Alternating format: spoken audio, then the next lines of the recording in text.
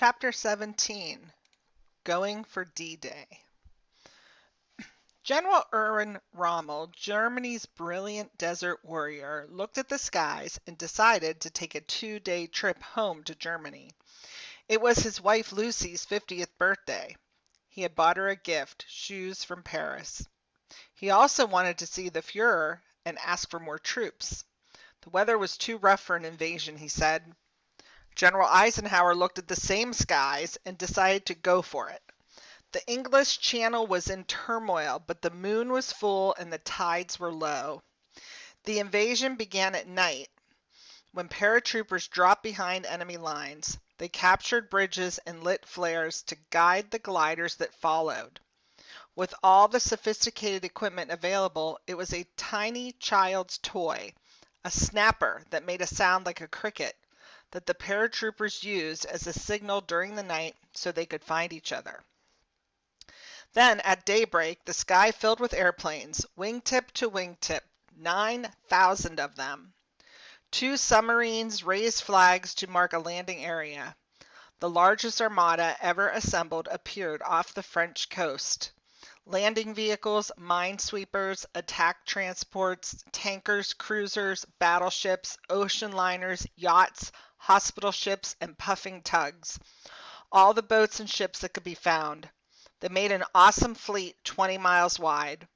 Giant military barrage balloons floated above to interfere with enemy planes. It was June 6, 1944, and forever it would be known as D-Day. The Allies were heading for the treacherous, mine-strewn beaches of Normandy in France, 100 miles from the nearest English port across the turbulent channel. Enemy soldiers in bunkers on top of the Normandy cliff, some of them 150 feet high, waited behind formidable heavy guns, but most were asleep. No one was expecting an attack in this weather.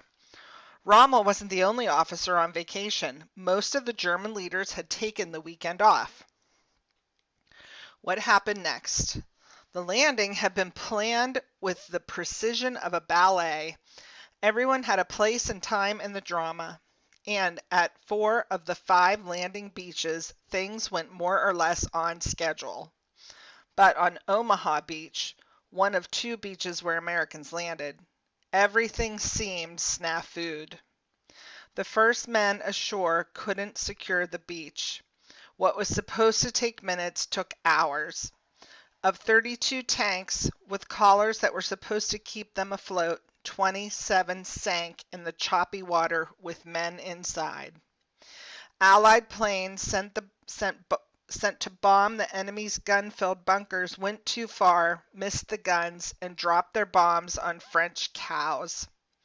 Immense traffic jams of men and supplies backed up in the water and on the beaches. Mines and shells were exploding everywhere. Gliders dropped men and supplies behind beaches into swampland, where many sank.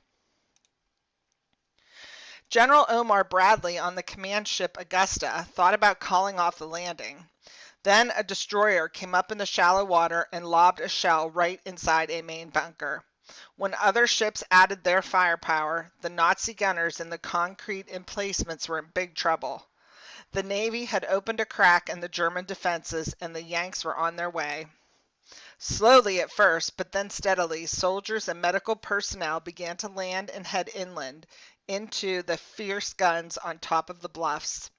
No word is big enough to describe their effort. Heroic will have to do. The operation had been brilliantly planned.